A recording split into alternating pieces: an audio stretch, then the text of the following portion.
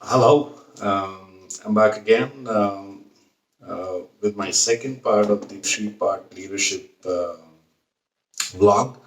My first one of that, and this time I'm going to talk about the seven other habits, and these are more of traits of leadership. The first part we spoke more about people. Um, I hope you connect with some of the stories I'm going to say.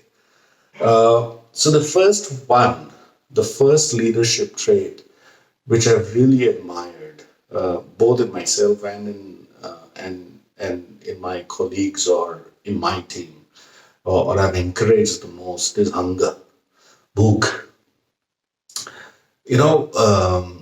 Last time I referenced this book called Leadership by Self Deception. The fundamental premise of that book was me getting into our boxes, and people who know me have spoken in RBS or in Real Page as well. I've spoken about the fact that that's the three-rated box. People just get into that box and then they don't do anything, you know. And slowly and steadily, because of the situational motivation, they get everybody else into that box as well. They're very happy about that box, the do nothing box, the BAU box. And that's the biggest problem with organizations. Because unless and until you're not high performing, people are not driven, it is extremely difficult to take the organization to the next level. So for me, one of the biggest things is this hunger, is this book to scale the summit. Uh, and I've experienced that. I've coached a couple of people in my team, in my previous organization, and currently as well. It's been about 16, 17 months or so, but very effective. I've seen the person growing um, within the organization. The second characteristic is intuitiveness. Uh, there is this smell in a leader, um, the ability to think and feel it. You know, people say he was gutsy. No, it's not about gutsy. And one of the best books you can read is Blink. Whilst it talks about decision making and how you can groom that over a period of time to make it as spontaneous as possible, but but the other thing which I will also speak about is, whilst this is not really connected to intuitiveness, but it is also about collective wisdom.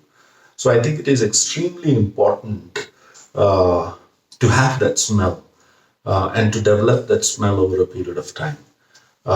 Either by posing the right set of questions to your team and taking their collective wisdom, or to think strategically and develop this. But it is extremely important that you develop this intuitiveness. The third big skill, and this is one of the most powerful skills. And if you look at my LinkedIn as well, I think a lot of you have encouraged or endorsed me on this skill, which is customer relationships, um, the ability to influence. One of the recent books I read was The $1 Trillion Coach, um, about Bill Campbell, who was a football coach, a failed football coach at that, but he helped the likes of Apple and Googles of the world uh, very strategically with a lot of coaching, um, and he was never in the forefront of it. But one of the things which he speaks about is, um, and I'll read it through: showing your emotions at work is a great way to help people more comfortable to open up and share their true personality and potential. A lot of people actually have questions saying that a leader should be emotional, a leader should be wearing a particular mask. I don't think so. Gone are those days when um, the leaders were wearing a mask. But I think today, if I, at least for me, the leaders whom I have appreciated, whether it is um, our President Abdul Kalam or um, uh, or Steve Jobs or what Bill says. It is about a leader is also a human being, and to show emotions is not wrong.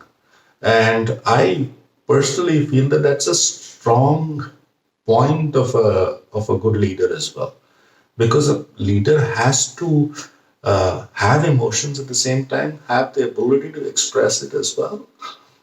So I think the third big trait for me is this relationship skills and influential capability. And typically, I've seen that people manage the top very well, or people manage the bottom.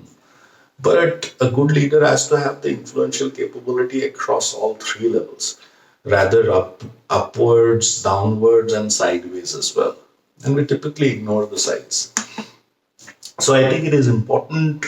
One of the most important skill sets, if you ask me, for a leader is this ability to influence and build relationships. Um, and one more thing, which I've always liked, is that leave somebody with that one thing about you, which you'll always remember. He or she will always remember. I've always tried to get that. If I'm speaking to a particular colleague of mine, getting to know something, like recently there was this leader in the US, and somewhere there was a connect from India. Now, I'm sure that that conversation is going to go a long way in terms of connecting the two of us together. So it's extremely important that we have that relationship and influential capability. The fourth critical skill is sense of humor. When I was driving my sales teams, I used to always have this Bollywood addiction on them. Um, some of the dialogues, and I'm sure some of you will relate to it, and especially in my IBM days, I think, was हम जहाँ खड़े होते हैं line वहीं से शुरू होती है, or the company dialogue, which was शेर की दोस्ती तब तक है. And I think, and if I'm speaking in a forum, I'm speaking to my colleagues, I'm speaking to my team, I've always ensured that there is humor, and I think it is good to have a good laugh. Um, and one of my personality traits, which a lot of coaches have also expressed that you should continue, was to carry a smile every time. Whether you're stressful or happy, people look up to you, and it's important that um, you you keep that tempo high. So sense of humor plays an important role. Don't underestimate it. I'm not saying that don't be authentic and try and tell them a joke. That doesn't work. It needs to come naturally. And some of these skills you can build it over a period of time. The more read you are, the more humor you can develop it. You don't need to do a stand-up comedy act for it, but ensure that you have um you have good laugh in your conversations, in your meetings. People will remember that quite a lot. Um, the the other thing was fitness. A lot of people will remember I'm still overweight, but I was obese. I think the IBM days, or rather even before that, when I used to work for Dharma Systems, I was 111 kilos. Um, and I think my fitness journey and my leadership journey is pretty much coincided when I hated myself to now when I love myself. Um, I think it plays an important role. A leader has to ensure that he takes care of himself or herself. And I think whether you want to run, you want to jog, you want to, right now during the lockdown, almost 45 minutes of mopping and sweeping is a natural exercise in itself. Yoga, a little bit of mindfulness would help. So I think the other big trait uh, is fitness. Um, the last one, and I know that I connected the emotional and the relationship and influential, but those were the six. So I spoke about hunger and intuitiveness, relationship, sense of humor, being emotional, fitness, and the last one is values and integrity. Um, unless and until you don't um, work in an organization like you own it, I think you will never be successful. You need to believe that if I would have run this organization, would I have taken the same decision? And that value system and that sense of integrity is extremely important for a leader because people follow it. And you look at any great leader, whether it is people who've run countries to people who've run large organizations, their value system and their integrity was really high. And given, we all came from a middle class background or a lower middle class background or worse than that, at least to what my father saw it. I think it is important to bring that and keep that value system in you. And that's what I keep telling my son as well. What we carry forward is our values. And whether you're with your relatives or with your friends or whether you're working in a company, I think it's extremely important to have uh, to have a grounded value system and a high level of integrity, which is what I respect the most.